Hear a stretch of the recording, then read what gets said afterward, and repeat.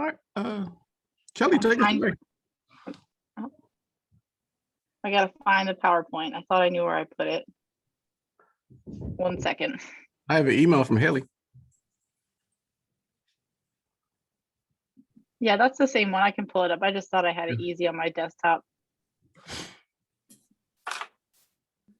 I can go through the first 2 slides because they're the same slides. We do it every time we do them. This meeting is being recorded for and maybe posted for the public, just so you all know. If work group members could type your name in the chat for attendance, that would be awesome. As the usual, please mute yourself when you're not talking and use the chat function to ask questions or raise your hand with the raise hand function. There we go. Thank you, Haley. No problem. So I sent out a second set of minutes earlier today. I am amending them already to add Gary Henry to the work group members. Are there any other edits?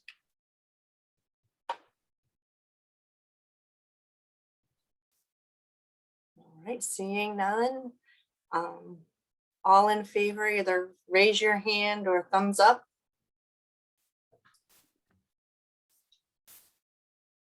I think I got everybody. All right. Anybody not in favor or abstaining? Alrighty. Next slide, please.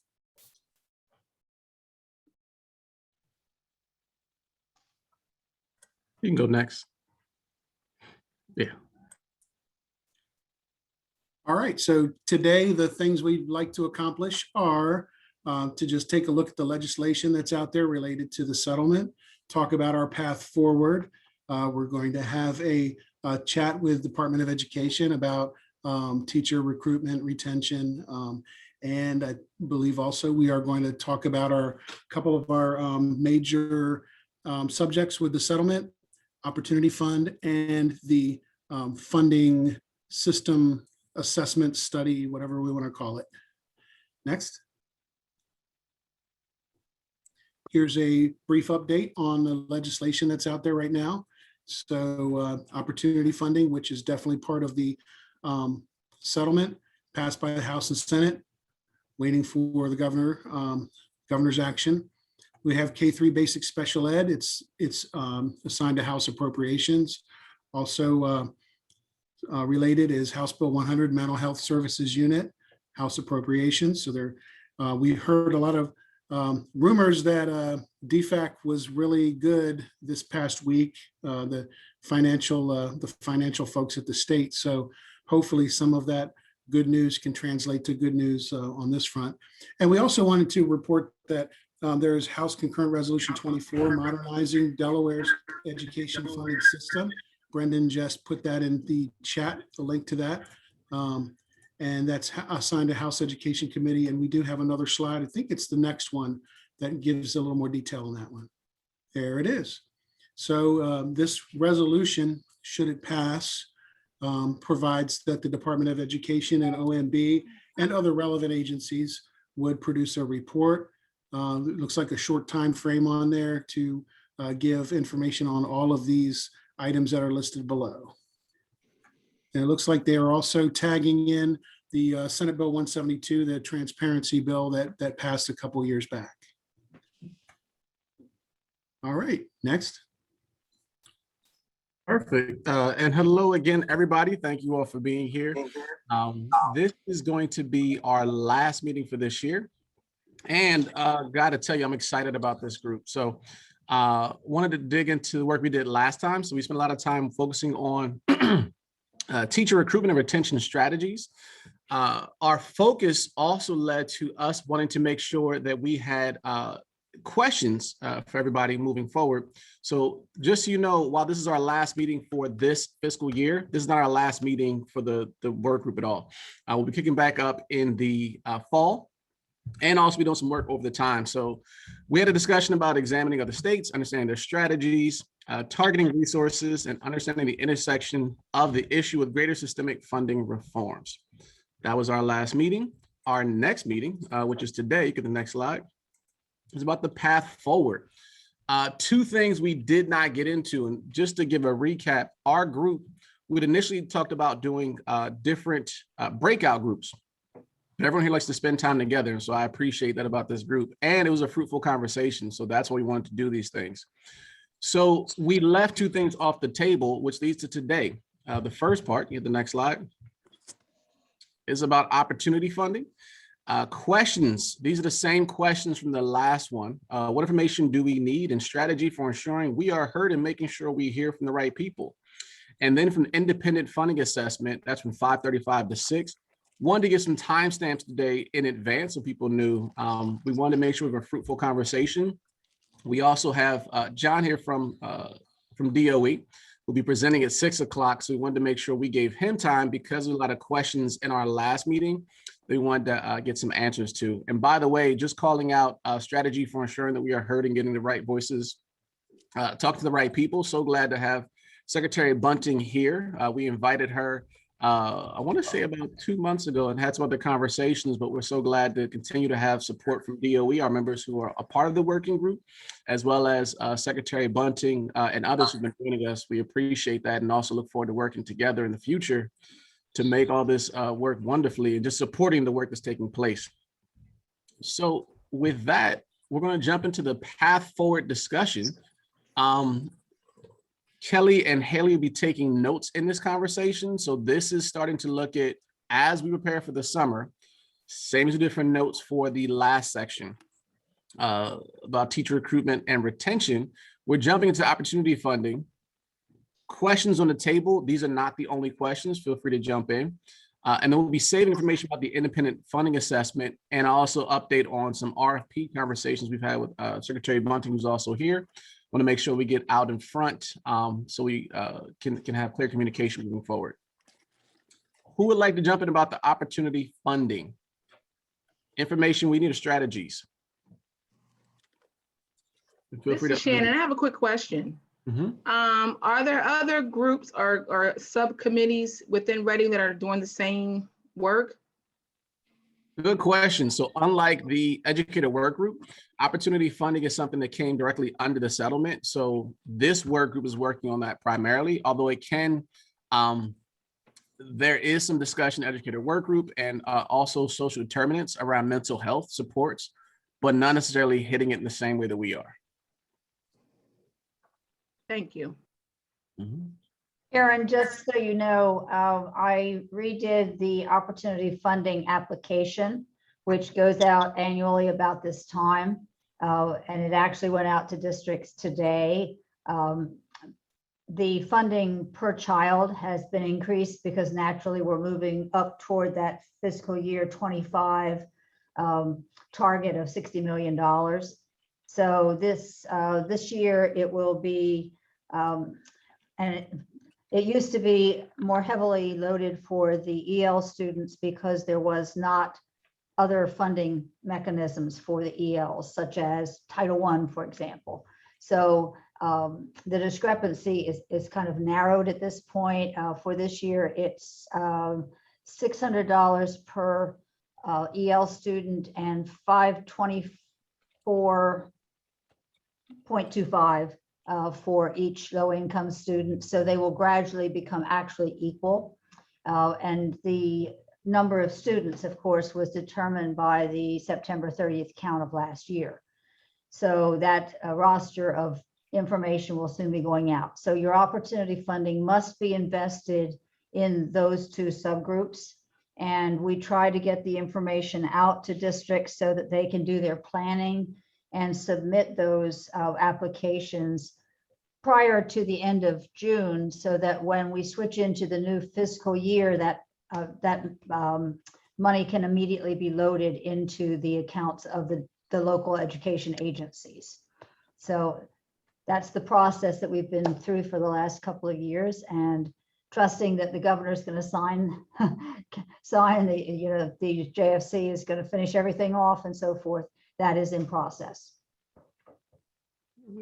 And we have in the chat, Shannon, I'm going to read it out loud and feel free to unmute. What are the planned accountability and evaluation mechanisms? How can the funds be better tracked? They're tracked very carefully, Shannon, and it has actually a threefold evaluation system from the beginning.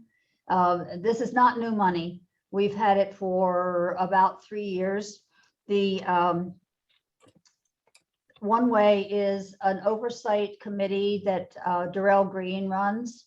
It has 12 citizens that were appointed by the governor to look into how the money is being spent and do even a qualitative kind of examination of how it's invested.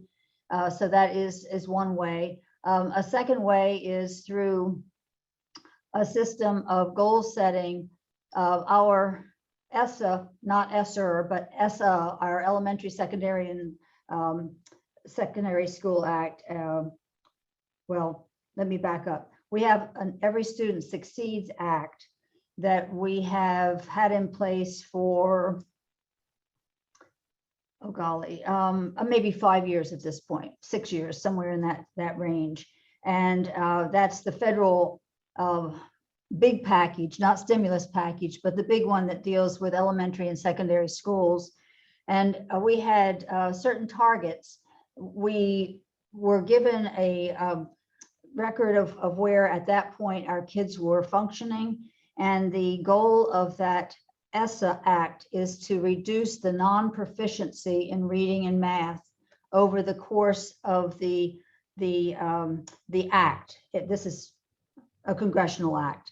So basically, we were by the year 2030 to reduce the non-proficiency by half. So each year we take a look at where the students in each LEA happen to be functioning, and we calculate how we're going to, if we're to get to half of a deficiency or non-proficiency reduction, how much they need to be moving each year to gradually get to the point where we have to be by 2030.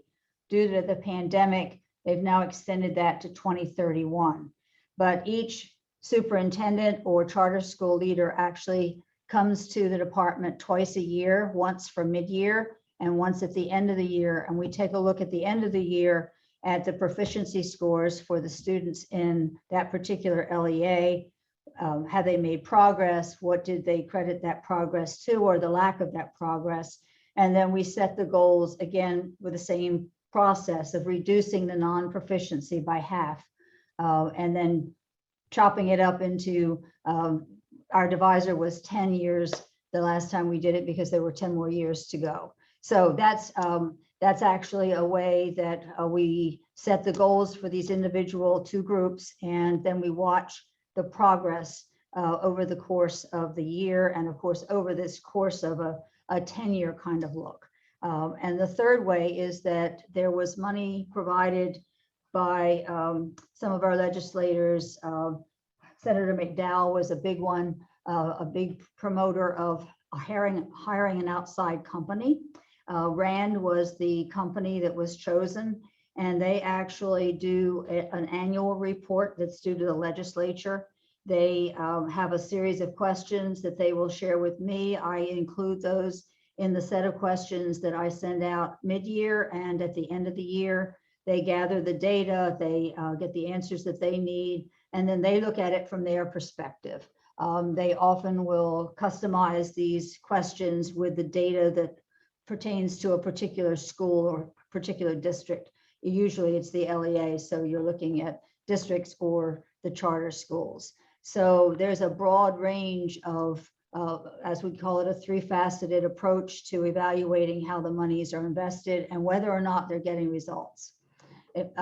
Originally, that was put into place so that the hope was that eventually this would become permanent funding as opposed to just something that was proposed. So it was a kind of pilot or a bit of an experiment in a way, but with the settlement that now will become permanent funding through at least fiscal year 25.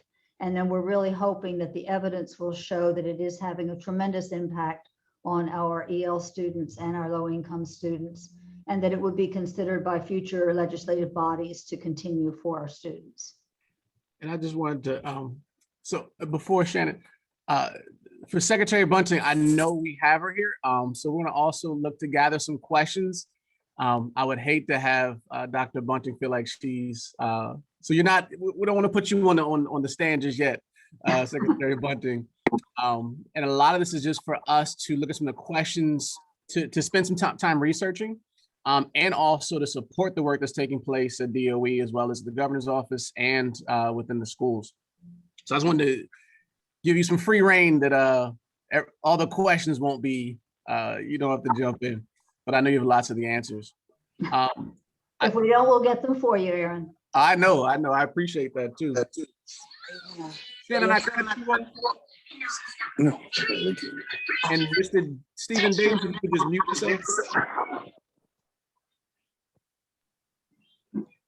Thank you. Shannon, did I cut I'm you sorry, off? I don't want to hog up everything, so I'll yield the floor. I just had two quick questions. One, is there can we get a list, or can we find a list of the committee members that the governor appointed? And two, not to create any more reports for the DOE, but I wonder, just from a layman taking a look at that, and given all of the amount of additional funding that's going to be going into some of these same schools, it would be great if there could be a simpler, report that kind of marries the additional money to the output. So I guess the results, right? And so I know a lot of it is just, we're going to put money in, and we're going to measure the results against, we're going to gauge our success among the measures that we've already predetermined. But I guess, it would be great to be able to say, I'll just use Bayard as an example. So Bayard currently gets X amount of dollars currently under the opportunities funding. They're going to get an additional dollars, right? And so the cumulative amounts that the school actually has, and then looking at, what the current state, where the proficiency levels lie with the students as a way. I mean, I know there's a whole dashboard, but I'm accustomed to looking at this information, but I know just, your average parent or concerned citizen can get lost really, really quickly trying to make sense of it all. And in the chat, if it's the Governor's Oversight Committee, we just had that from Kelly. Just put it in the chat as well. Thanks, Kelly. Yeah. And one of our challenges from last year, Shannon, is that we did not have any proficiency levels last year. We weren't able to test. So there is an executive report part of that RAND study that probably would be the easiest to look at right now, but we are lacking proficiency scores from last year, and their report was due January-ish. So they did submit it on time. Hopefully we will have some closer proficiency scale this year. It's not going to be totally, it won't include all students because some of our kids are remote and have not been a part of the testing, but it will give you a little more of a picture into it. Yeah, I'm almost thinking about looking forward, because I know, honestly, this past school year is going to be, I probably shouldn't say this, but maybe more of a wash, just because of all of the, all of the students that did not take the test. So I'm just thinking about how to, solidifying a more, I guess, clear process moving forward. You also can, all of these opportunity funding applications have to be posted. So there will be a way to actually go on and see how they're investing the money. You won't get the results that you're asking for, but you can look at exactly how the money is proposed to be used. It's great. Thank you. Okay. Mm-hmm. And if you have any more questions, just shoot me an email and we'll get you some more answers. And Dr. Henry put the RAND report in the chat as well. I think one thing, looking at the recommendations and the questions from the RAND report, one, for me, I feel like there were a lot of questions still left out there. I'm curious about how, to Shannon's point, the money leads to increase. I'm also curious how, for a research question, can you separate the money from the people? And so I've had a couple conversations where we will hire additional staff, but additional staff isn't always leading to better outcomes for students. So having one ineffective teacher or 3 ineffective teachers still leads to students that are ineffective, and it's because of adult decisions. So I'm curious, not to answer right now, but one of the questions I have for us to research this summer is trying to figure out, how do you, one, know what are best practices, and how do you ensure that they're not married to experienced people? Dr. Henry. I think those are 2 really important questions, Aaron. I guess a couple questions that I think we should answer, and this is for next year, but I mean, Secretary Bunning may have the answers already, but in many states, an effective practice has been to hire specialists like the turnaround folks at UVA, the group that works on leadership for turnaround schools, and actually pool funds to bring in expertise that can work with the schools and potentially network the schools together to use a particular approach that has a strong research base that shows it has been effective. And I wondered, are there any, the way I look at this, and I read the RAND report pretty carefully, it looks like it's an individual school by school approach. Are there any potential services or external partners that have been identified who could work with several of these schools if they chose to spend funds for those? And are there ways that the schools might put in an application or a part of their application that they join with other schools? For instance, if a school thinks they need a school counselor, but only part of a school counselor, could 3 schools go together and put in a third of a school counselor to get those services so that they can be delivered as efficiently and effectively as possible? Yes, to date, these have been LEA applications. Now I think they're going to be more directed per school with some of the latest way that the legislation is laid out. But that has always been a possibility, and particularly in smaller districts where you couldn't afford, with the amount of money you're given, to have a specialist, for example, for each of your small schools in a small district. They would get one that could provide extra reading advice, for example, to 3 schools, or a math coach that could hit several schools as opposed to just one. That will change a little bit this year because of the legislation. We'll be going over that with the superintendents and the charter school heads when we have meetings next month. In the chat, Shane, I was putting what we learned from Race to the Top to duplicate or to avoid. Good point. And I think I know there's a couple of other places we're looking to see how to not duplicate the work that's being done.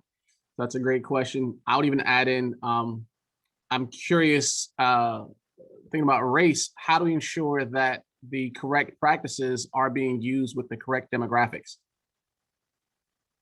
What works in Sussex for a different demographic of student might not work in Wilmington for many other factors, including race, socioeconomic levels, as well as just the difference of what is available. That's very true, Aaron. And your local education agency hopefully will tailor that plan for the needs of that particular LEA. Mm-hmm. And Dr. Hearn, to your point, we actually, being a small LEA, we do a lot of collaboration. So I actually do share some specialists with a number of other people just to make sure we can afford those and provide opportunities to our students as well. Small for it.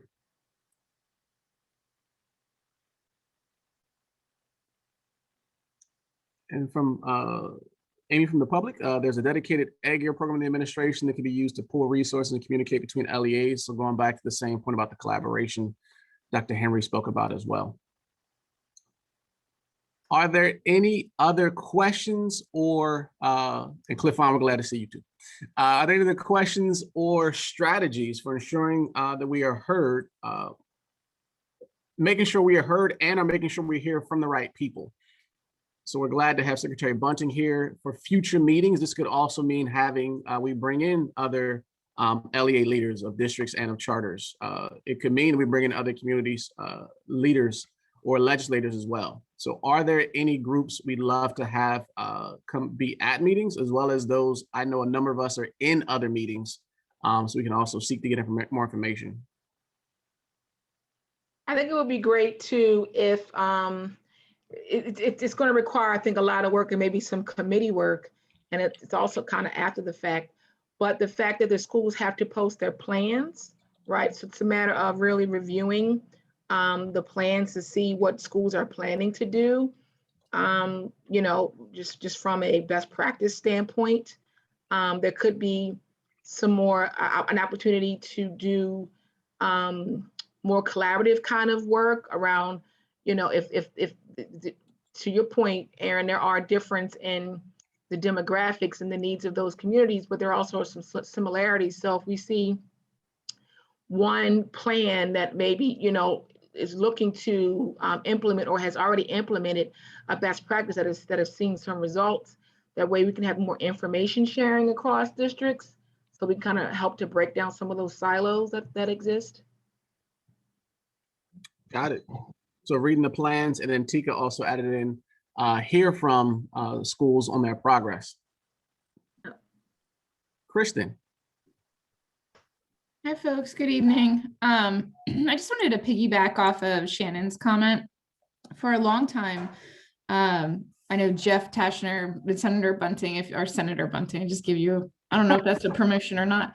Secretary Bunting, you probably have heard Jeff talk about this often, but rather than doing PD by school, we've often advocated for doing PD by like groups that represent students with similar demographics or talents and gifts, or you know, particular struggles, deficiencies, whatever. So for instance, if you were a group of high needs schools, doesn't matter if you're charter or district or even VOTEC, you come together and the teachers collaborate with one another without any of the, you know, the silos of being in this building or this building, but rather you all have students with, you know, similar needs, and you can discuss, collaborate, that's my kid, and come up with solutions together. So if there was any way that we could help bring that together, work on that a little bit more, that would be I think that would be a lot of help. Yeah, kids always welcome in meetings, Kristen. So having more collaboration and offering to do that, thank you so much. So I know we only have, let's see, 6 more minutes on this topic until Kelly boots us over to the next one. So in this group, we have people who love the unit count system or like the unit count system, hate the unit count system, accept it, tolerate it, whatever. We're all over the spectrum here. But so now we're kind of, we've got this system now that's kind of like, we like to talk about the cake, but it's like cakes like sticking to each other. So we have units on one side and we have cash on another side. And I'm sure you've probably heard districts and maybe charter schools saying, wait a minute, if this was units and I hired people in it, then I could have, you know, additional supports around that, the clerical staff, the administrative staff, and it would help me get more related service and other supports and so forth. I think I know the answer. What is the appetite for making it one way or the other, whether it's cash and we have a cash system, or units and it's a unit system? Because I think doing both over time, it's gonna it's not going to be a good thing. Chuck, I honestly don't know the answer for that overall. I think there's a lot of exploration as to whether there is a better way, but you know, you've been in this field a long time, and you know that there's not agreement. There's a security blanket of sorts provided by knowing that if you have this many students, you will qualify for this amount of money. or this number of units, however it is. In our case with opportunity funding, we are giving funding per child that qualifies. But in a more general sense, I think people are looking to see if there is a better way to fund schools. It's just that nobody seems to have found the magic bullet yet, if there is one. So we're open, and 5 years from now, this might be a really old discussion because they will have found a way that is going to be a superior way. And it's also, we're about to bleed into that conversation too with the independent funding assessment next too. So I'm gonna get to Gary.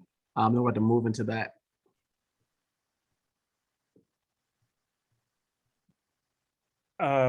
Thanks, Aaron. Chuck, just a quick question to preface. You were talking about cash versus unit funding. Would you intending that to be weighted per pupil funding? I wasn't exactly sure what you're referring to. Well, so if you look at think about related services. So related services units can be used for either people based on how the units work, which is you can, no matter how many years of experience or degree or whatever, you can pop a person into a unit, and the state will fund the state portion and the local funds a local portion. But then if you don't want to, or you can't because you can't find the people to fill those related services units, there's a cash value. So you have an option there. You either can get units or you can get cash. And so I'm just kind of throwing it out there because now we've got so many different, we've got Division I units, and then we've got these additional kind of units, and then we've got cash going on. And it's really tough because just trying to think about some of the things the superintendents have said, you've got so many DPAS evaluations to do, and there's only a few flavors of units that accrue the administrator support in order to guide, mentor, evaluate educators. And so, if you hire people out of Title I or federal funds, you hire people out of certain block grants, you hire people out of Opportunity Fund, you don't get those additional folks to support. So that's just one thing that I hear from time to time. And I know we're kind of smoothing over into independent funding assessment, and it's probably a topic that really bridges both.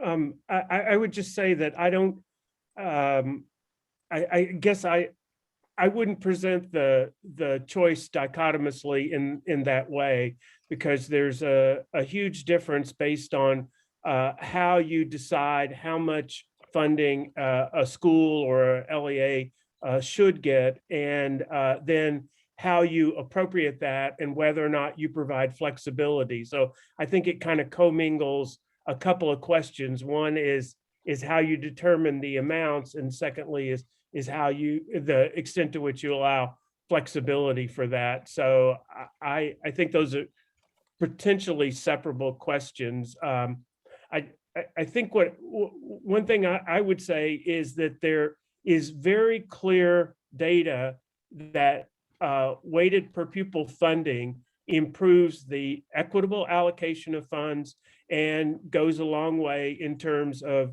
reducing the gaps between historically marginalized groups of students and white students or students who have not been marginalized. And there's a strong body of research for individual states and across states that that basis actually works much better if you look at outcomes in terms of dollars equitably assigned and student level outcomes, reducing the disparities that we see in between groups of students.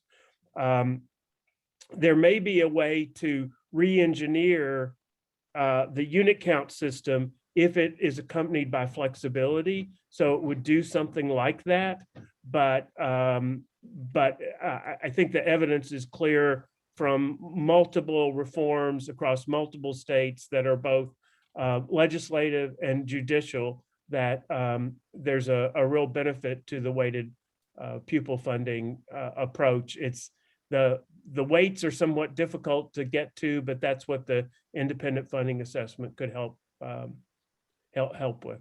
So speaking of that, I'm going to go ahead and pop the independent funding assessment language from the actual settlement into the chat. Hopefully you all see it and it's not jumbled up. Oh, not too bad. So we'll move over to that. I see Kristen's hand is up. Do you have a comment or response that can be done in the context of the independent funding assessment, since we are in that time frame right now? I was getting notes in the notes in the chat that we're over time, but we smooth right over to it. Go ahead, Chuck. Go ahead, Kristen. Riley's crying very loudly, so I'm not sure I'll be able to get this out. Okay, well, then put it on hold for a second. We'll Put it come in the back to you. chat. Yeah, Put it in the chat. put it in the chat. Yep. So I don't want to read this to you all, but so the independent funding assessment is supposed to be completed by January 2024. And it seems like a lot of time, but it's not really, especially when you have a lot of opinions around the table. Not saying that this is a negotiation process, it's an assessment. So, however that's done is how that's done. They're going to look at total funding levels, mechanisms for raising and distributing revenue at the state and local level, and will make recommendations to improve equity and efficiency. So it has to be an organization that's independent of the state, following the state bidding laws and regs. And it has to be provided to all kinds of very important people. Also, the assessment will not obligate the state to take any specific action, and will provide information to inform modifications and improvements to the financing of Delaware's public school system. So again, what information do we need, and what strategy should we employ to ensure we are heard and are making sure we hear from the right people on this one? And to add some context, after our conversation on ombudsperson, just that process, there's some conversations, Secretary Bunting and I had a couple of them as well, looking at the process moving forward to the next RFP for leading to the independent funding assessment. So Kim Klein was also in those conversations and some others from DOE. So we want to make sure that while we're getting information out there, this is also part of, and I appreciate you again, Dr. Bunting, for even coming to these meetings based off some of those conversations. And so we want to make sure that we're getting enough of our thoughts in place to then share and then also be involved in that conversation as much as we can from an external perspective. So we are not making decisions. We want to make sure that we are gathering feedback from community stakeholders, share information with the Writing Consortium as well, and that we're well thought out. So as an example, that is taking place, but we want to make sure we're timely in getting our thoughts out there as well. I have an additional question to add to our list. Go for it. Is there a way to expand on the current oversight committee right now? There's just one parent representative and everyone else is representative of an actual schools or actually inside of the system. You mean the oversight committee? Mm-hmm. Shannon, let me do some homework. I don't know whether it's in an executive order or exactly what formed that. So I will do that and get back to you. Okay. Along you. with the names of the people on there. Oh, I just checked. I just went in. Kelly sent the link, so I just had to. Okay. Kelly's fast. We're fast over here. So we're not necessarily the ones who would create the scope and all that for this funding assessment. We're not, we weren't, this subcommittee wasn't a party to the lawsuit settlement and so forth. So really, again, in our role as the watch puppies, the watch pack on this, I think one thing we need to just kind of like what we were trying to do with the ombudsperson thing is just to make sure that the process is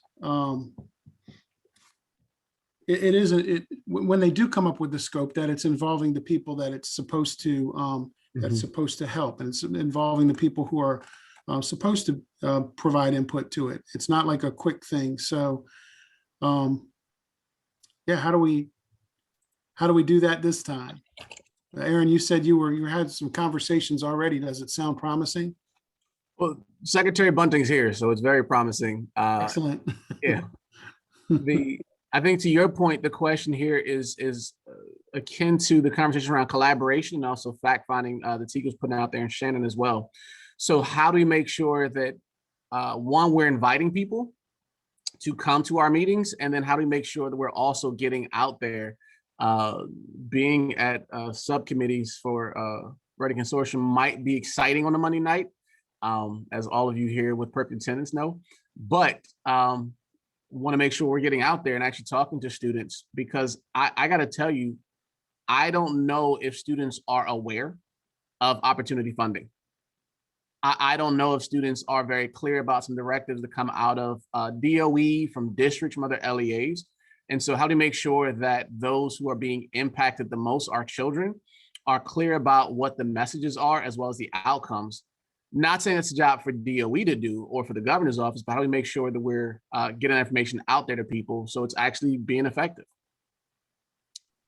That's the question for us to be looking at for this upcoming round. How do we make sure that, one, we're hearing from people and also getting having people come, and then two, how do we make sure that people are aware of what's taking place? I'm curious if a 17-year-old might have a different idea of how opportunity funding could be used that we haven't thought about, because and I'm somebody that actually does opportunity funding. I submit the requests and the grants. But honestly, there's probably a 10-year-old that's a lot smarter than everybody on the Zoom, and we're maybe not hearing from them. We have a hand up, Dr. Henry.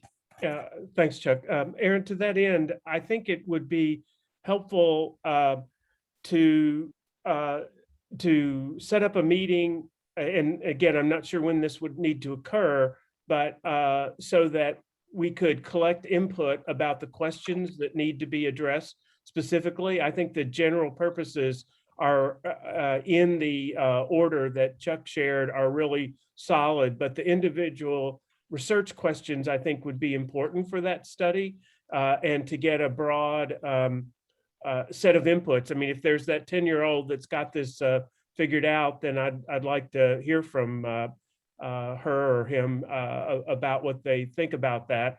And then secondly, I think it's important for us to know the date by which any of the input that we would like to provide would be needed in order for the department to be able to usefully take it into account as they're thinking about the RFP. Secretary Bunting, correct me if I'm wrong, I know last month to Kim Klein, she was saying it would probably take place in the winter at the earliest. Has been any, and there's no exact timeline right now. We had that conversation, I think, about a month ago. Has there been any update? Which is also a future conversation, I know. Aaron, you're right. We are totally absorbed right now in trying to deal with the ARP monies and getting ESSER 3 monies and so forth. So this is beyond June the 7th. And so honestly, our concentration is on what we have to do for that stimulus package right now. And it has not been a topic of conversation. Perfect. We appreciate you focusing on that as somebody who will be spending that money. So please do spend time. And then we'll also continue to have conversation and communication going back and forth, because to Gary's point, we'll make sure that we are being timely when that does start being planned well after June 7th. I know Shannon also put in there proactive versus reactive. Feel free to unmute if you want to share anything else about that. Just to lean into your point, Aaron, that you made about how a lot of students don't know, a lot of parents don't know or understand either. And so like there needs to be, in my view, there could be opportunities to work with school boards, districts to do, a strategy on how they can best inform and engage their families in this process, right? So that the families know what the plans are for the districts and how they want to use not just the opportunity money, but how they're looking to address, student achievement, or even accelerate some of the great things that they're doing. I just think that some additional supports and emphasis around that would be helpful, and not just selling the message, but getting people on board to be helpful in the process from students on up. And Kristen. The kids are on devices, so I feel I've got opportunities to speak. I always say that during COVID, I fought the screens and the screens won. So that's where I'm at right now. I did want to point out, like, and I'm not sure if we're on the independent funding assessment based on the conversations that just happened, or if we're just bouncing back and forth, but I really have always thought of opportunity funding to be kind of the test run for something akin to weighted student funding with the level of flexibility that it does offer. And, you know, I'm not the type of person that would believe that change will happen overnight or even under 3 years or within 3 years. I think it's something that is a slow growth. But with that being said, as somebody who's attended some of the opportunity funding oversight committees meeting, sometimes they felt a little directionless, that they didn't quite understand what they should be talking about or in what context. Some of the members that we've had on the oversight committee felt like, you know, they weren't a part of the district decision-making process to begin with, and yet here they are opining and possibly putting themselves in a bad position on how the district spent funds. And even to your point, Shannon, about family and student engagement, that's a real test run for me to see, you know, what I typically hear about a weighted student funding system is that it'll engage the community more. And so I am hopeful that, you know, districts will say, hey, we have all this extra flexibility. We don't need to tie our hands. Hopefully the decisions won't be made in a back room, but rather collaboratively with their community. But I can tell you, in states where we have robust unions, advocacy is hard. And you can advocate for positions in a certain school until you're blue in the face. And at the end of the day, the person making the decision is that either that principal or that district administration. And quite frankly, they don't have to listen to you if they don't want to, if they feel their decision's better than yours. So, I mean, it's a tough process. Doesn't mean that the unit funding system's any better or the system we're operating under now is any better. But I definitely have seen opportunity funding as like kind of taking some of the training wheels off, opening up a new door, and you know, watching it very carefully, you know, especially just to see what decisions our local districts make to use and how they come to those decisions, because it's going to be really telling if we move to a more flexible system. Good point. I'm also curious on that point. I know Chuck and I have had some conversations, and I've talked to other people in this group. I'd be curious to figure out, not right now, but where different members of our working group feel are on just student funding. Not right now. I just want to open that up, though. I think it'd be interesting to see the nuances here. And I think channeling my inner Gary is thinking about what are the research questions we would need to then prove that different positions are correct.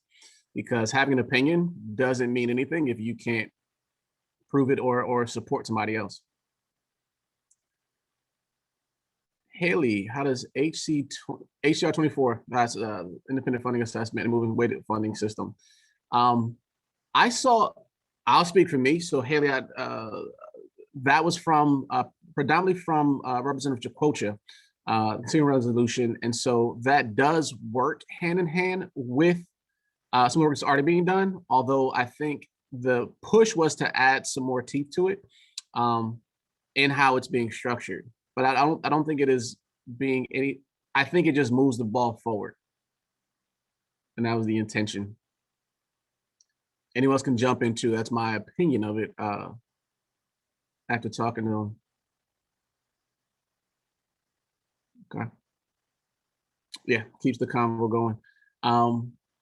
I think it's also interesting just to call out, there is an expiration date for the lawsuit. So while the plan is that there is a period of time where we are working to move opportunity funding up to $60 million, and we've already said from this group that's a floor, and there's also conversation about the legal teeth to the settlement, that comes to an end. The hope is that during this time, it's not just something that's just done. And then we look back 20 years from now and go, what happened during that time? But something that can actually, do we put in weighted funding? Do we change code? Do we change the laws? As we've already seen with a couple of the House bills and Senate bills. And so part of this, there's a timeline for us to make sure that we can put some things in place sooner rather than later, so it doesn't just go away.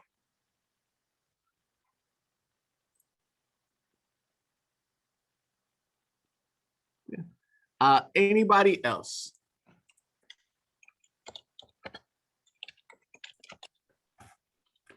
And this is for strategy or whatever. What other information do we need? Well, just to lay out the timeline again on what it looks like, the study has to be completed by January 2024, which means I doubt that it starts in July 2023. It probably starts below or before July 2023. Next year, right now we're working on the fiscal year 2022 budget. So I would expect to see this in the next governor's recommended budget, right? The fiscal year 2023 budget. Yeah, So but that's where we'll probably see it. And to add on, we also want to get ahead of, there will be a group that needs to be funded to then do study for DOE and for the governor's office. And so that was the piece we had talked about, getting ahead of that. Those research questions and work they're doing to then set up the scope for what they're looking at, so that when they do present it, is actually hopefully very effective. A quick question, if I might. Do Chuck, you or Secretary Bunning may probably know the answer to this, but can we definitively trace expenditures to individual school levels in the state of Delaware? Somewhat. In some cases, yes. In other cases, it's prorated. But we don't have the actual expenditures. This is not allocations, but do we have do we have actual expenditures by school that we can go into the account codes and determine which school has spent how much money on what? Yeah, to some degree. I mean, there's some things that you can tag directly to a school. Salaries, generally, you can tag directly to a school. However, there might be somebody who serves several schools. You might have like a social worker who covers 8 schools, or you might have a curriculum specialist who covers 20 schools, and they'll be coded in such a way that DOE will prorate their salary when they do their state reports. There are some school level reports that DOE puts out, and they have rules around how it's prorated. And you could, if you really need to get into that, the folks at DOE can tell you and maybe even show you how that's done.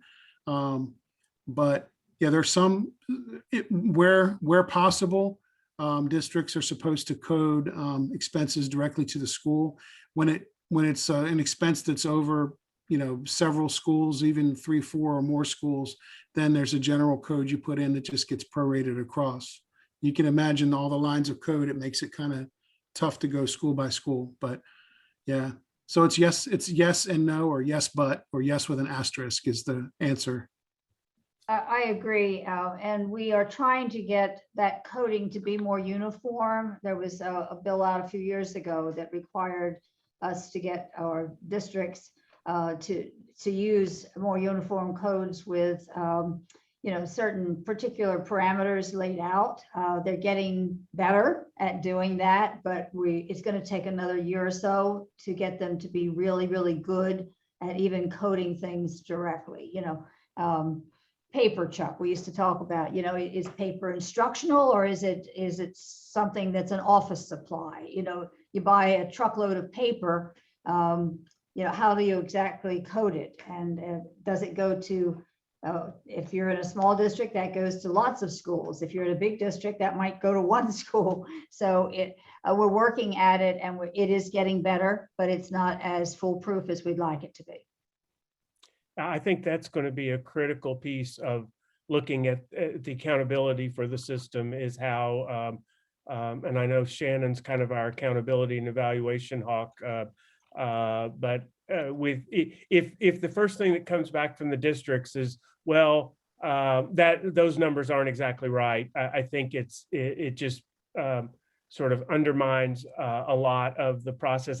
It took us, I think, 3 years in North Carolina when I was there to actually implement, but we had, and I'm sure you're doing something that's parallel, but we actually had to have conferences twice a year with the finance folks to go through these coding decisions before it finally got to be just really crystal clear. And there was very little argument about from the school personnel about whether the accounting was being done correctly. So it's a tough job. I realize that. Well, there's an effort. I just put a link to the Department of Education's financial transparency page, and that's from the Senate Bill 172 effort from a few years back. You explore around on there, you'll see some standard code lists that the schools are supposed to use and how they map to NCES codes and so forth. There was another thing I was going to mention with that. Yeah, another thing too is if you go to the open data checkbook or open data checkbook, you're supposed to be able to get information on spend, but not all the fields are in there. And so I know every chance I get to try to trumpet transparency, if the open data folks could just add more fields. Right now, you could see how much a district spent on copy or paper, but there are school codes and there are different other codes that you can access that aren't provided on the open data portal. So, those of us who are transparency advocates, just keep on banging on that one. 2-minute warning, I see. I'll stop talking now. Any closing questions or strategies for independent funding assessment?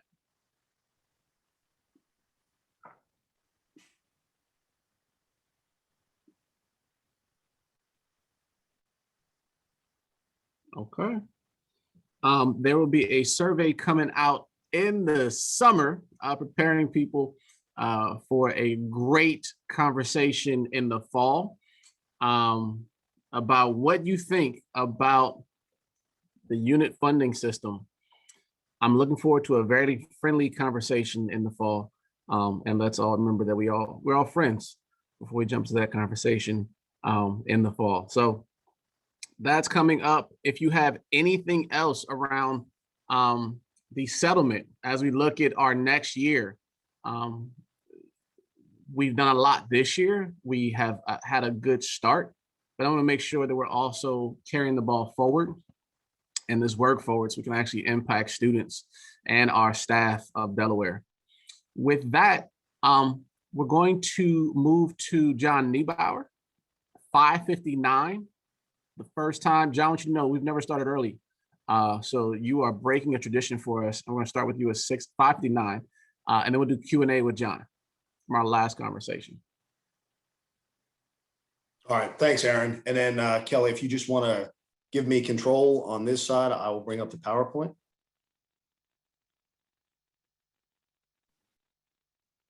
Is it letting you?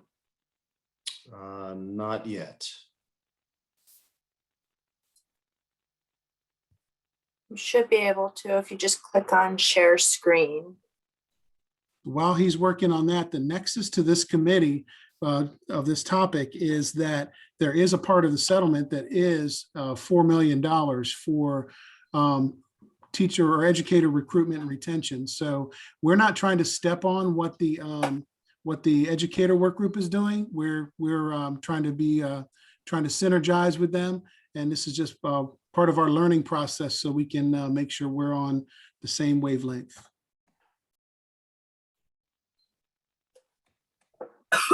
All right, so can everyone see the screen?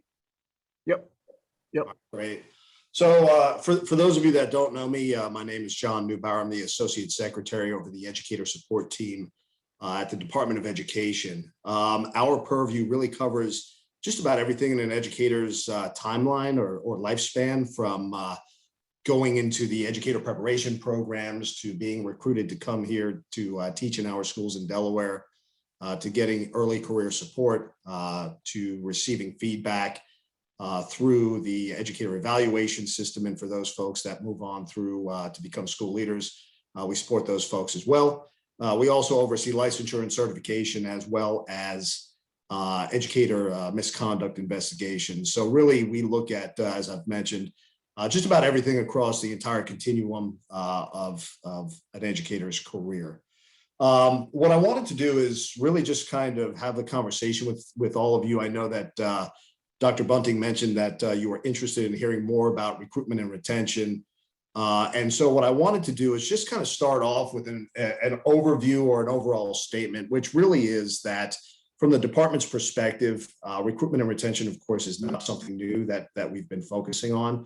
We've been focusing on it for quite a while, because what we know is that our teachers and our school leaders are the really important factors in a student's learning. They're critical to a student's learning. And so we know that we can close that achievement gap for our students and our highest need students by ensuring that they have equitable access to excellent educators, which means that these are folks that are effective, they're most well prepared to meet the needs of students. And so what I'll be doing is talking to you tonight through the lens of the educator support team, which is a team, as I mentioned, that I oversee. With that being said, what I really wanted to do is share with everybody an overview of our work, talk with you through our vision, our mission, our strategies to ensuring that all students have access to great teachers across the state of Delaware. And so we've spent a lot of time over the last, I would say, a couple of years trying to figure out how do we communicate what we do to folks, because the idea of recruitment and retention is so complex. There's not just one single thing to look at. And so we're able to come up with this slide that you see in front of you. And so I just want to walk through some of these parts so folks understand how we look at educator recruitment and retention. I'll talk through each of these a little bit more, each of these pillars a little bit more, give some ideas of what we're doing. And then we'll talk a bit about some of the ideas that we have with the settlement money as it relates to how we can look at recruiting and retaining educators of color and making sure that all of our students have access, as I mentioned, to great teachers. So on this slide, what you'll see is down at the bottom is the foundation of all of this work. And that is a shared common set of expectations for educators. So as a state, that the number one thing that we need to do is decide what it is that we want from our teachers. What attributes, what skill sets, what characteristics do we want from all of our educators across the entire state to feel comfortable that they are meeting the needs of all of our students. And so over the last 2 or 3 years or so, the team has been working closely with a number of stakeholder groups to redesign a couple of our educator evaluation systems. One is our evaluation system for school leaders, but more recently, we've been redesigning the evaluation system, the DPAS-2 for teachers. And this new system is going to be called the Delaware Teacher Growth and Support System. And as I mentioned, that is the foundation of all this work. That is what establishes and sets the criteria, the expectations that we have for our teachers. Moving up on the diagram, what we recognize is that the majority of this great work that happens with ensuring that teachers are well prepared, are recruited, are retained in our schools happens out at the LEA level. That's not to say that DOE doesn't play very important roles, but we know that with the LEAs being the employers and having direct access to folks, it's important for us to understand really what our role can be with the LEAs as we look to support them. And so our team looks through really 3 drivers that we call them. The first one is informed. And really what that is making sure that the LEAs have access to all sorts of information about their educators, demographic information about their educators, experience of their educators, looking at the educator performance, ensuring that they really can go to one place, have an understanding of what their educator workforce looks like to help them make decisions locally. The second driver is influence. And so we see ourselves being in a position to have conversations with folks from across this country, understand best practices, understand what's happening in other states, understand what's happening across our state here in Delaware, and really try to bring folks together to the table to have these conversations in a way that we can hopefully influence the decisions that are being made at the local level, sharing information and really helping support those LEAs think about their educator workforce and think through some strategies that might work for them. And I think it was Aaron that mentioned earlier, even across our state, as small as we are, we have differences from schools up in Wilmington to schools all the way down in Indian River. And so it's important for us to bring to the table lots of different options, kind of a menu of things that our LEAs might want to consider doing to address their needs from the educator workforce perspective. And then finally, impact. All of this is trying to drive towards having a positive impact on the experience for all of our students here across the state. We want to see increases in percentages of high quality educators, well-prepared educators. We want to see increases in our diversity of educators across the board. And so really, we're hoping that through these 3 drivers, we can have a positive impact on the system as a whole. As you move up, what you'll see is on the pillars or on the columns across, that is the various areas of responsibility for my team. And we have one individual primarily that oversees this work. There are a couple columns that may have one or more than one individual involved. And so I'll talk about those as we go through. But the first column all the way over to the left is preparing educators of the future. And so this is the work that we do as we reach out to the educator preparation programs. We have conversations with our in-state universities where we talk about how we might be able to better prepare those future educators that are going into the workforce. How do we ensure that they have the understanding of the common set of expectations? What do we need to do to drive that support further for folks that are in those educator preparation programs? And how do we encourage folks to actually go into those educator preparation programs as well? The next column over, once we have them prepared at the universities here in the state, is to get folks licensed and certified. And so the second column of work is establishing, maintaining, and adhering to meaningful requirements for licensure and certification. At the department, we have a team of about 6 or 7 folks who are in our licensure and certification office. These are folks that are extremely knowledgeable about all of the requirements for folks to be licensed and certified here in the state of Delaware.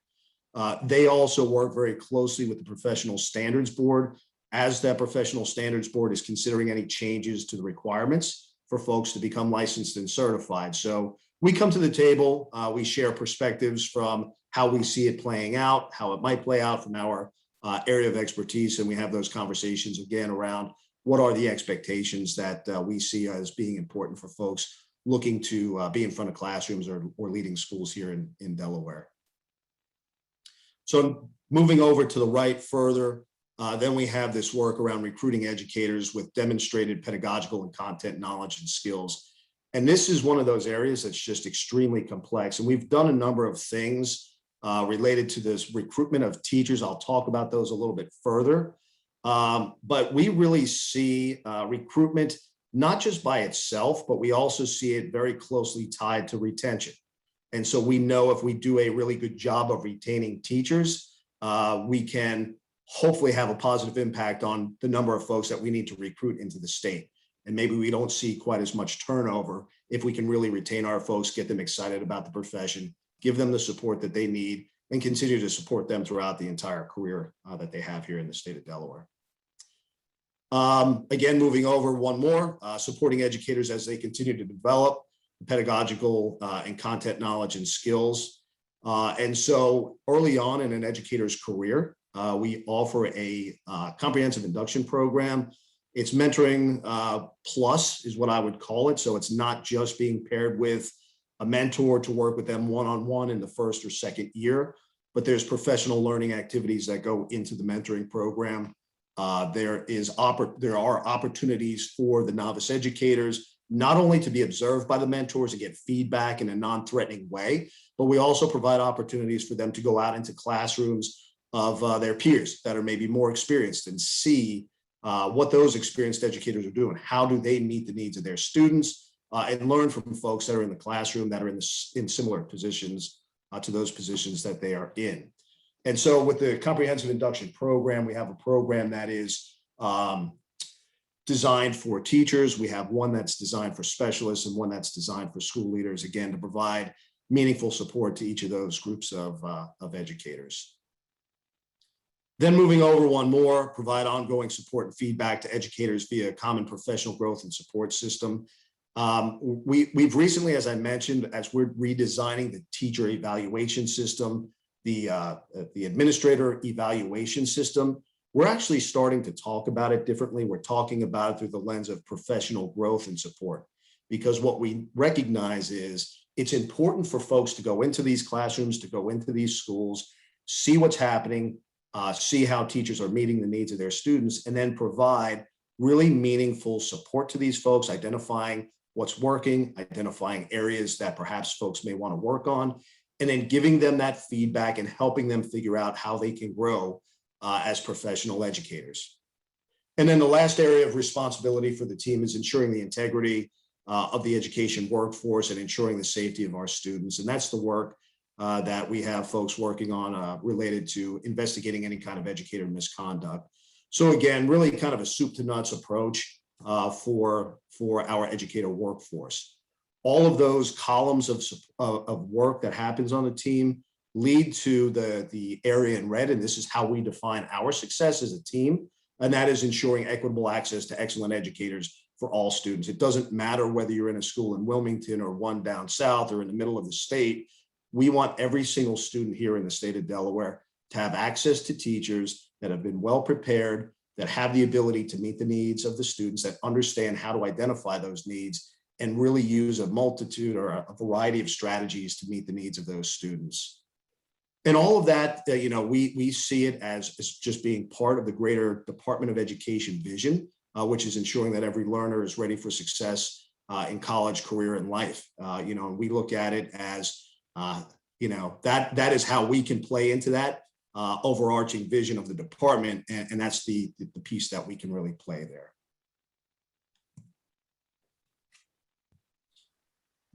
Ready for questions? No, moving on, just real quick, sorry. I'll go through this relatively quickly. So just within each of those work streams, just a couple examples of the work that we're doing when it comes to educator preparation. One of our big priorities that we've looked at over the last 2 years are trying to do more around year-long teacher residencies. We do have some universities here that have been doing this for a while, but the state rolled out a year-long teacher residency program about 2 years ago.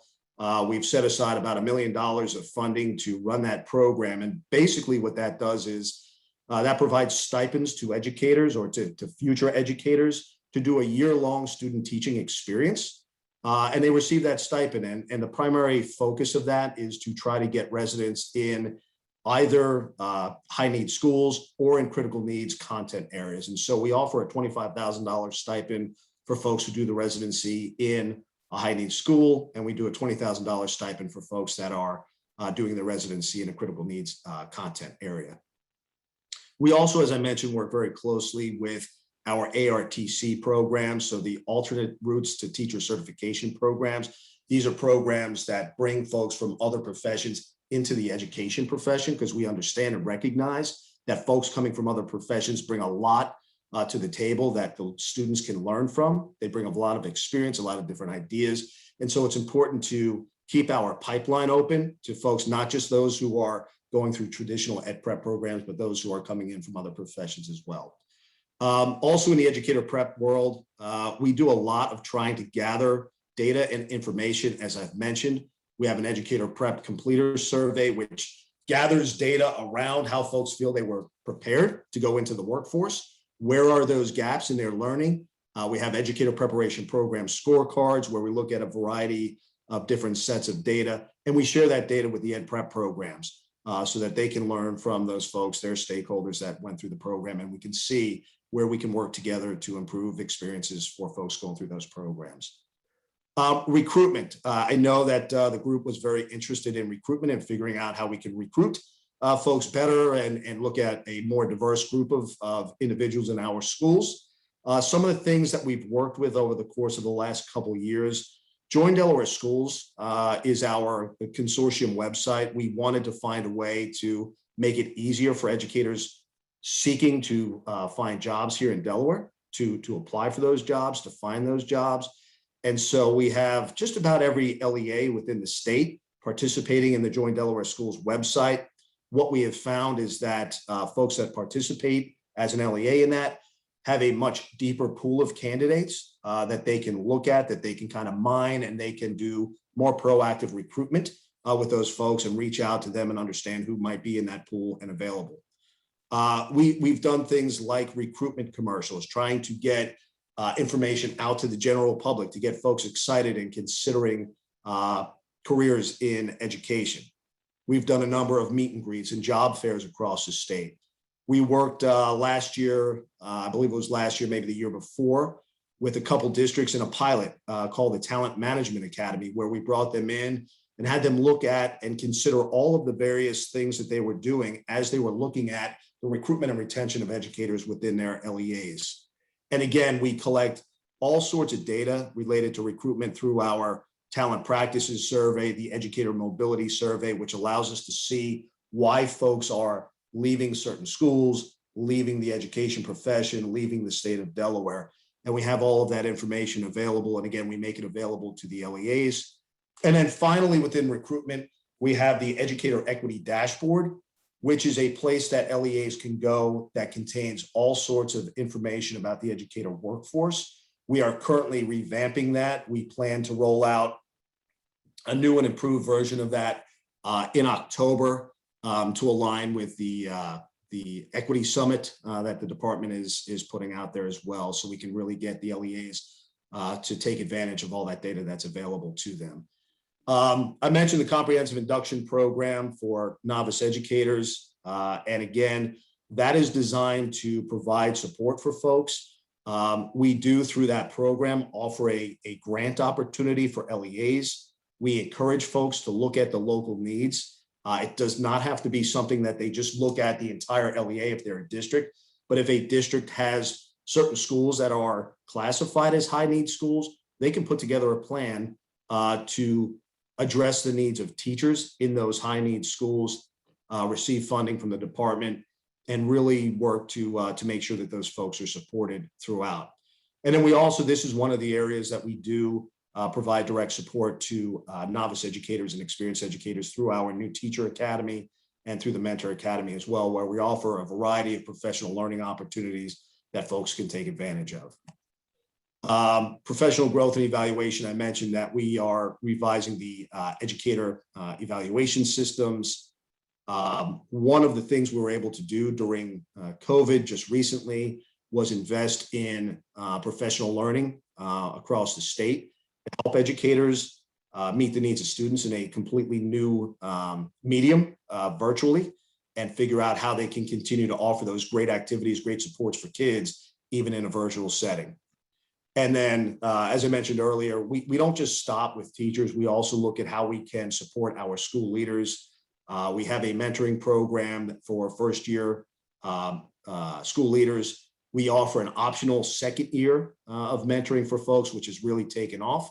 We have a lot of folks choosing to be a part of that. We also just started what's called the Governor's Institute for School Leadership through a partnership with the Governor's Office and University of Delaware, and that identifies some of our top flying assistant principals who are the future school leaders. And we work them through some really high quality professional learning through that Governor's Institute for School Leadership. We also offer an opportunity for our superintendents across the state to network with each other, talk about common challenges, talk about common solutions. We also have engaged with a number of school leaders from Christina School District and from Red Clay through our network for leaders of high need schools, where we bring them together on a regular basis. We allow them to interact with each other and again, share ideas and solutions to problems, common problems that they're seeing. John, Sure. so I want to get to some questions. We ended 6:30, but I also wanted to get into some questions from this group, and then we have public comment. Anything else within 30 seconds so we can pepper you with lots of questions? Sure. So just as last slide, so around the funding from the settlement, what you'll see on this slide is just some ideas that, again, we've been looking at. Nothing is confirmed at this point. These are all just things that we're considering at this point. What you will notice is that at the top, it talks about investing further in programs that we know have worked. We have a number of things already in place. What you'll see on this slide down at the bottom, the percentages are, as we go across, students of color, as we know in our K-12 teacher academies, how do we engage them? Candidates of color in ARTC programs, paras of color in our para to teacher pipelines, candidates of color in our year-long residency programs, and then educational leadership pipelines as well. So really looking at doubling down on those efforts. As I mentioned, we have systems in place to really lean into those, and those are existing programs that can very much help us with diversifying our educator workforce. Perfect. Any questions for John? I got 30. Yeah, I'd like to just go ahead and throw one out there. So it's a couple of years from now until we're going to see that $4 million show up, and I'm assuming that DOE will have a hand in helping to execute that $4 million. Is it too early, or do you have any hints on what kind of things we might see when that time comes? So Chuck, what I can do, I can talk from this slide. So some of the stuff that we're thinking about, again, this is educator support team ideas. What we still need to do is talk throughout DOE and talk with Dr. Bunting and Christine and figure out, where we want to land on this. But one of them is, if you look at the K-12 Teacher Academy, we have a very diverse population of students. So can we look at perhaps offering greater access to scholarships for students that are going through the K-12 teacher academies? Can we look perhaps at other loan forgiveness types of programs for those students when they go off to our in-state ed prep programs and then come back to teach here in the state of Delaware? Looking at our critical needs reimbursement program. We know that a lot of folks take advantage of that. It's been very effective. So can we invest further in that? Can we invest further in the ARTC programs as well? One of the things we know is that our ARTC programs are doing the best they can. They just have lots and lots of folks in there. And so can we invest in them and help them ensure that they are providing the support for the folks, the candidates going through that program? Looking at para-educator to teacher pipeline, one of the challenges that we see there is around the flexibility for them to meet the requirements for licensure and certification as a teacher while they're also employed as a para-educator. And so we're even looking at, legislation and requirements, code regulation. How can we help these folks transition from para-educator to teacher? The year-long residency program is another one. We see that as it's only in its second year, but I think the research is out there across the country that it's an extremely effective way to better prepare these folks. I will tell you that this year we have $1 million, as I mentioned, set aside for that. The great thing is that for the recent application process, we actually received requests for $2.5 million. So the interest is there from the ed preps and from the LEAs. And again, it's an established program. It's an effective program. And we're going to continue to see great things happen, I think, here in the state of Delaware. And then the last one is around this educational leadership pipeline. And so what we're considering is, can we incentivize the LEAs to develop local leadership programs, not just for folks to go from teacher in the classroom to administrator, but are there teacher leader positions that we can look at developing and have a pipeline locally to bring in, additional educators of color into the leadership field? So real quick, John, you talked about the the equity dashboard. Yes, Can we sir. do that? Can I see? Is there a link for that? You put in the chat? I don't have the link. What I can do, Aaron, Or is email us? send it to you. I can send it to you guys and get you access to that. Perfect. We'd love to see that. Yep. I know there's a bunch of questions here, so I'm gonna ask you to give the most concise, perfect answers within 6 minutes. That works. All right, Shelley, Dr. Rouser. Thank you. You read my mind. Hi, John. One of Hey, Shelley. the questions that I have is around, well, I have a number of them, but one of them is when it comes to, there's two aspects of this. There's the recruitment, there's the retention, and I have questions all over both of those areas. One of the things I'm wondering about is when you were talking about the mentoring program and how that grows and evolves. One of the things that we struggle with at Delaware State University is our teachers being successful with completion of our success with Praxis 2 in their final years leading up to certification. And so one of the things I wonder about is, as we consider the focus on having more diverse teachers, as I look at all the numbers of teachers who are committed to the profession but leaving it even before they start, are we, can one of the things we talk about be how we increase the runway a little bit, much like we do for alternative routes, to actually allow our teachers of color an expanded runway to enter the profession? They have the pedagogy. They're strong teachers. Sometimes they're just within a small window.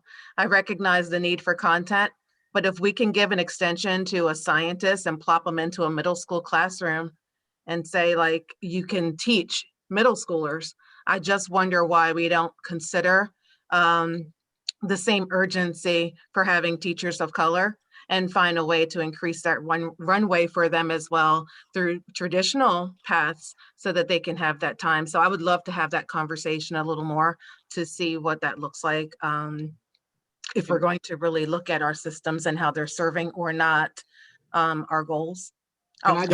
Any questions I'll save for other people. I hope we can continue this another time. Just to add to that question real quick, I know Rashawn Austin's also on this. So the question I have, in addition to Shelley's question, is just anything else you might, or even Rashawn might want to care to share about teacher diversity and how to increase that as well. So a longer runway as well as other practices that might be helpful. Sorry.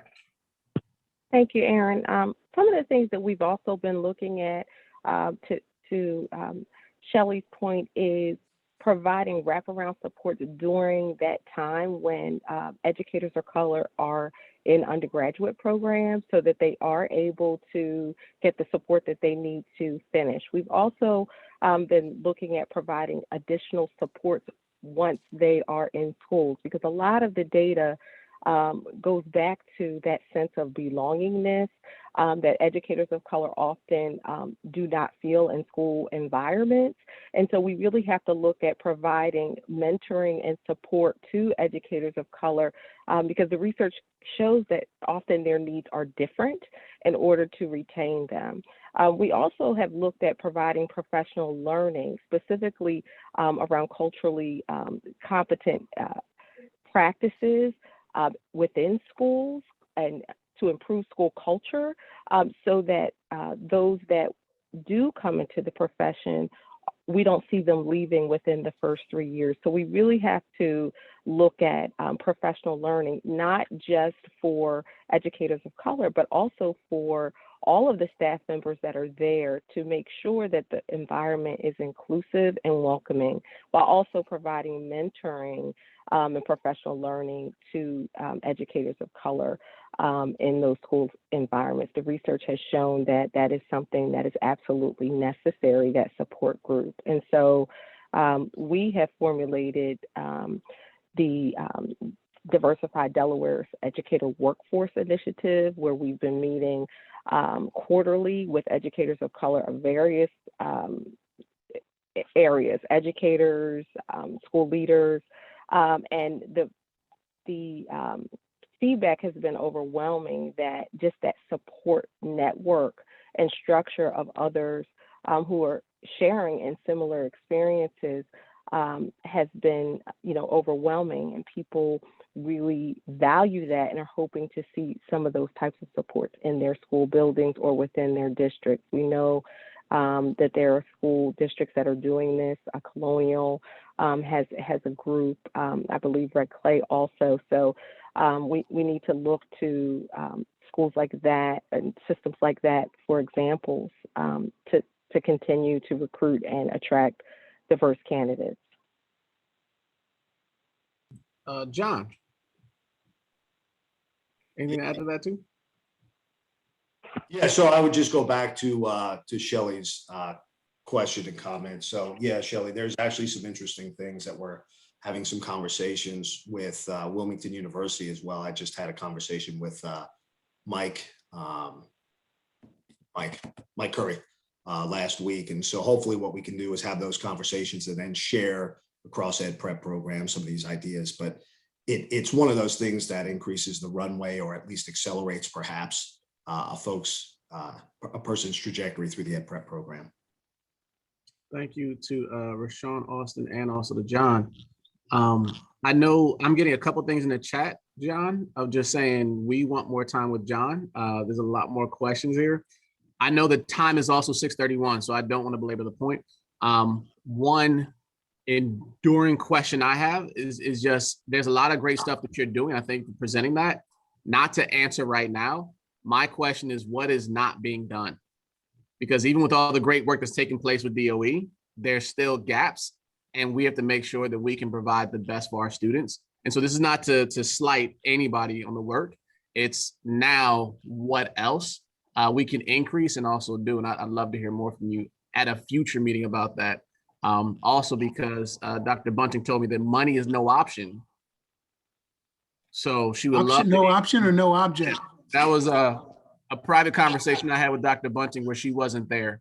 But in that conversation, especially around increasing teacher diversity. And so looking at what's being done, are things in the public comment there.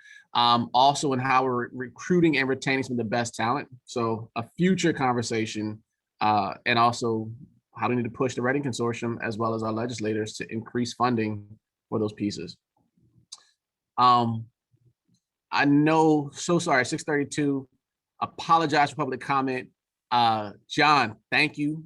Thank you. We will email you. Thank you for sending us the equity dashboard. So we'll do follow up on that one, and we'll go to Kelly for public comment.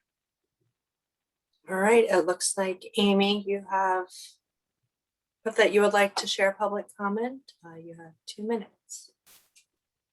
Okay, thank you. My name is Amy Solomon. Thanks for the opportunity. Your discussions are so kind of wide ranging, and I know that in this time period, you could double the amount of time you take for these conversations and get even more into depth. And I guess as part of the public, I will be interested to see the final output. And if this is your last meeting until the autumn, I hope that out of this meeting, that there are a lot of micro meetings, between John and the people who have questions and Susan Bunting. And I guess as a member of the public, I see the real value in this, out of those relationships forming, those conversations forming. And I would like to know if those have an end result as well. Because when you're talking about the educator supports, and I know that the professional learning that's been offered by the DOE has focused on micro credentials about the science of reading. And then you have this opportunity funding and the recruitment of the teachers. Have they identified direct systematic instruction like the Wilson method that teachers can get before you hire them that would be of benefit to close the reading and opportunity gap between Black and white students, which in Red Clay is 70% versus 26%. I'm just wondering how all these things can link together to form a strategic plan. Is the money going to be used to fuel the recruitment of people who can deliver direct systematic reading instruction, which is how we will close that opportunity gap, or all those pieces coming together, I think is the main question I have from this evening. Thank you. Thank you. Thank you. I think Amy was the only one who raised her hand for public comment. Perfect. And I know we don't always respond to public comment, but Amy, thank you for your comment. And also to, we take all of this information and then make recommendations and then share the Reading Consortium. So it goes up and then also with different departments. So hopefully you'll see a lot of great work taking place with the settlement, which is a collaboration with DOE, the governor's office, and the parties that were involved in that. Thank you to everybody for being here.